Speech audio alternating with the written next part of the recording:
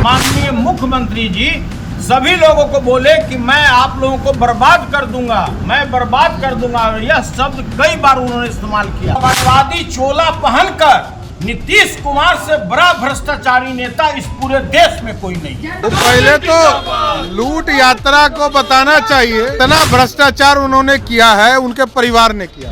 बिहार में सत्ता परिवर्तन के बाद से लगातार जो है विपक्ष जो है सरकार को घेरने में लगा हुआ। वही आपको बताते चले कि विधानसभा का सत्र भी चल रहा है, बजट भी पेश किया जा रहा है। आप जिस तरीके से यानी नीतीश कुमार ने कहा विधान परिषद में, यानी तमाम सदस्यों को जिस तरीके से विपक्ष के सदस्यों को कहा कि हम बर्बाद कर देंगे, उसको लेकर के आज विधान परिषद में सुनील सिंह ने तख्ती के साथ अपने पूरे यानी विपक्ष के साथी राबड़ी देवी थी, तमाम जो विपक्ष के नेता थे उतर गए थे। साथ ही सुनील सिंह ने नीतीश कुमार को लेकर के जमकर हमला बोला, साफ साफ कह रहे हैं कि नीतीश कुमार समाजवादी चोला पहन के सबसे बड़े भ्रष्टाचारी है। पहले सुनवाते हैं सुनील सिंह क्या कुछ कह रहे हैं।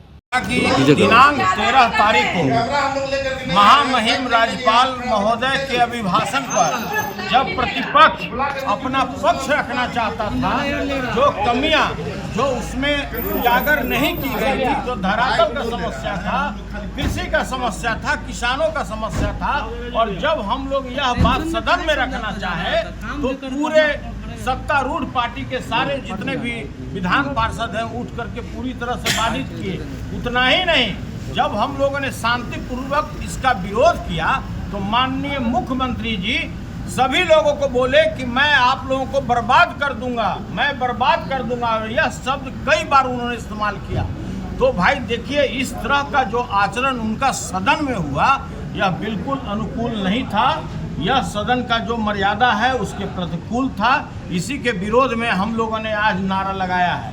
इसके अतिरिक्त जो व्यक्ति भ्रष्टाचार की बात करता हो, खुद सृजन घोटाले में वो लिप्त हो और वो भ्रष्टाचार की बात कर रहा है, कोई ऐसा बिहार का जगह नहीं है। कोई एक व्यक्ति बता दे कि आज मृत्यु प्रमाण पत्र के लिए 600 रुपया लिया जाता है कि नहीं, कोई दाखिल खारिज के लिए 2000 से 5000 लिया जाता है कि नहीं।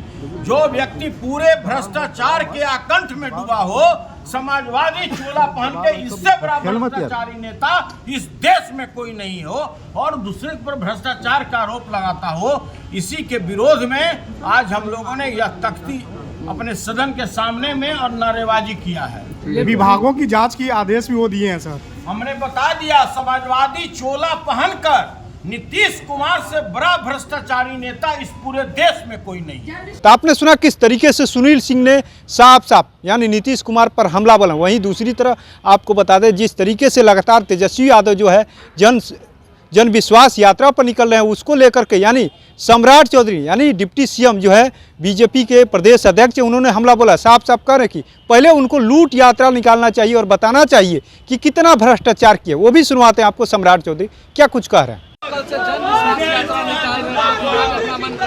अरे पहले उनको लूट यात्रा निकालना था।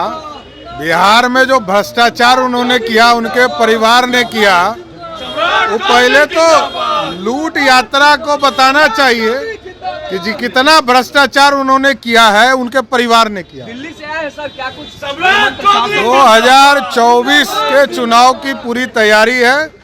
भारतीय जनता पार्टी और एनडीए मिलकर बिहार की सभी सीटें जीतने का प्रयास। बनर्जी कह रही है कि राम श्याम और राम सभी मिले। तो आपने सुना किस तरीके से सम्राट चौधरी ने भी हमला बोला तेजस्वी यादव पर कि उनको पहले लूट यात्रा निकालना चाहिए और बताना चाहिए बिहार को कि कितना उन्होंने लूट किया है। और आप जिस तरीके से 20 तारीख से 29 तारीख तक तेजस्वी यादव 10 दिनों तक यानी 32 सभाओं को संबोधन करेंगे, वहीं मुजफ्फरपुर से लेकर के जमुई में इनकी यात्रा जो है समाप्त होगी। लेकिन अभी भी लगातार जो है सरकार को घेरने की तरफ यानी कहवत कहे तो विपक्ष की तरफ से जोरदार किया जा रहा है। नौकरी की बात को लेकर के या रोजगार के मुद्दे को लेकर के लगातार कहा जा रहा है कि तेजस्वी यादव ने जो 17 साल में महीने में किया वो नीतीश कुमार ने 17 वर्षों में नहीं किया। वहीं लगातार आज सुधाकर सिंह ने भी हमला बोला है। तमाम जो प्रक्रिया है बिहार में बढ़ी हुई है, एक तरीके से कहे तो नीतीश सरकार को घेरने की कोशिश किया जा रहा है। वहीं विपक्ष के यानी 17 महीने में जो मंत्री रहे उनकी भी अब फाइलें खुलनी शुरू हो गई।